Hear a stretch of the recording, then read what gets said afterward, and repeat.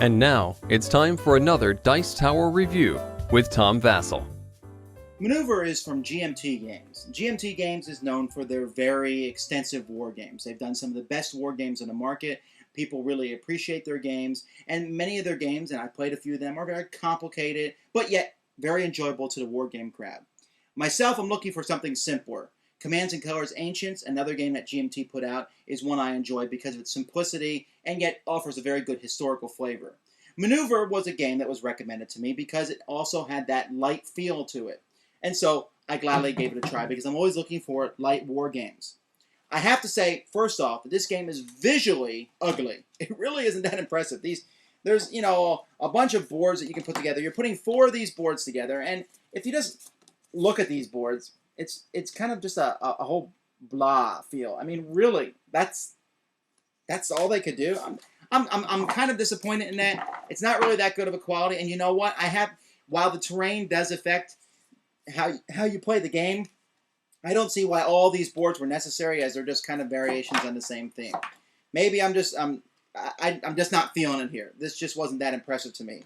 The card decks are neat. I mean, if you look in the box itself, there is a ton of card decks, each for one of the several countries that are represented in the game. For example, we got the United States, Great Britain, we have Spain, we have the Ottoman Empire, and each deck is completely different. And if you're not careful, they're very, very unbalanced in a sense, because the French army is much stronger, for example, than the United States army is, while other armies are closer to equal, but none of them are exactly the same. When you're playing a game, you're going to be using a variety of small counters. Now, of course, you've seen counters in war games before, but these counters are much simpler. They simply have the strength of the unit on it, and then if you flip it over, it shows what that unit is when it has taken a hit or when it's at less strength. Movement is done basically by cavalry or by infantry, and one can move 1, the other can move 2, etc. The game, though, is all about playing cards. In fact, this game, for some reason, reminds me a lot of an older game I played, Star Wars Epic Duels, in which each player takes a few characters from Star Wars and they battle it out using cards and dice. Well, there certainly is dice in this game, but this game, again, is emphasized around the cards. And, well, I mean, some people might laugh at the comparison of Star Wars and this game, but they felt the same. I only have a few pieces here, so I don't feel like I have a giant army. I have to maneuver, hence the name of the game, those in the position and fight back and forth. Now, the game isn't really about total destruction of your opponent. Certainly you want to blow them away as much as you can. But there's a lot more of trying to jockey for position, because the game, when it's over, when the decks run out of cards, if you control more territory on the opponent's side of the board than they control on yours, then you're winning the game. So by killing their pieces, you make it harder for them to control your side of the board and stop you from controlling their side. But it's really not about destroying the opponent's army. It's about outmaneuvering them. And once again, the obligatory reference to the name of the game. The cards are interesting. Each card will match a specific piece in the game. For example, this one here is the 10th Infantry Regiment and matches, let's see if I can find it, this piece right here. And so you can use these cards to help your pieces attack, and it will tell you which dice they roll when using this card for an attack. For example, this card allows me to roll 2 6-sided dice on attack, and it gives me a straight 5 when defending. And usually defense numbers are straight up. The dice included in the game are your typical red, blue, and green dice. The blue dice are 8-sided, and the green dice are 10-sided.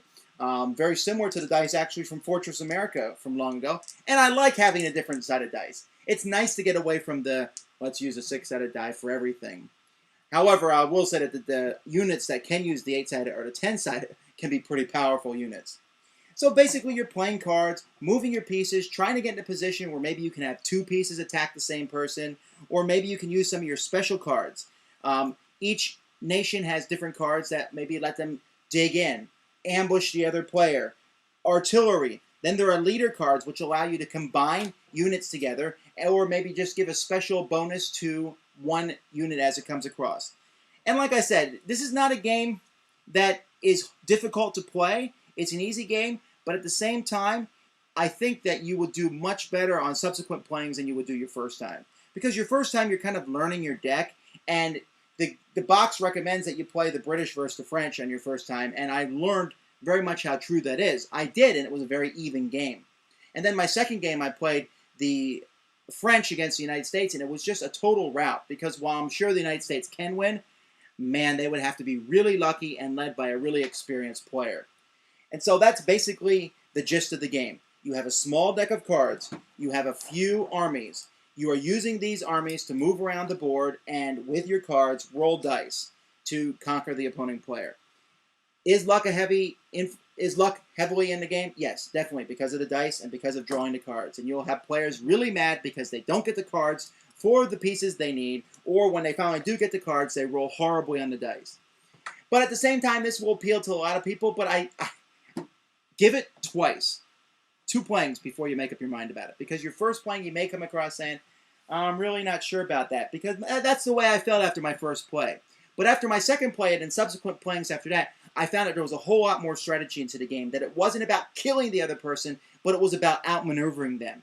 If you take that outlook, the game has a complete different feel and it's very enjoyable. This isn't about using my army to stomp your army. It's about me outsmarting you and how I move my forces.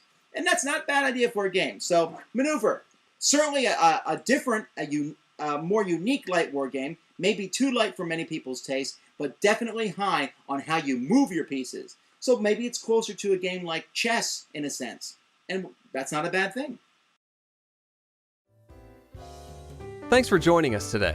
For more written, audio, and video reviews, as well as the #1 board game podcast, check out the website at www.thedicetower.com.